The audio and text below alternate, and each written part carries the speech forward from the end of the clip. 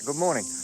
Noticed last night the wind blowing around in the dome here on top of this cob, beautiful reticulated roof cob building is, it's old now.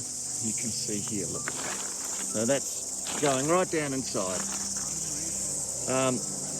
We're due for rain here tomorrow, I think. I need to get this fixed. I need to get it fixed pretty quick smart. I don't actually have a tape measure, but I do have my phone, which has a kind of measuring thing on it. And, you know, a fair sense of proportion, I hope. So I've just got to kind of guess. There's a lot of guesstimates here, but it should work. I mean, I'll overcompensate. Okay, so I've cut my plastic to size. Now I have to remove the old plastic. So I'm just unscrewing these, this tubing that's holding it down, and then then we'll get going on and putting it all back together.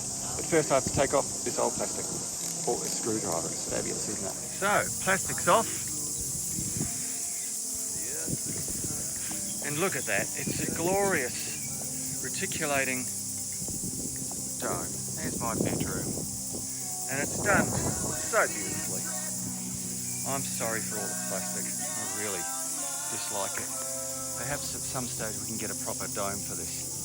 But for now, I need to cover it up again and try and fix it into place so that when it rains tomorrow, I don't get rained on.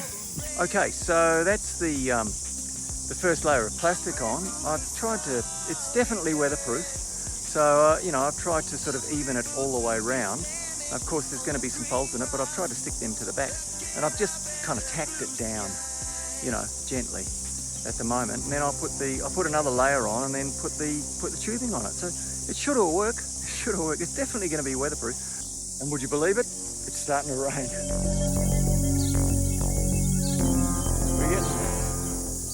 Okay, we're all fixed down. Question is now where to cut it off. Where to cut that plastic off.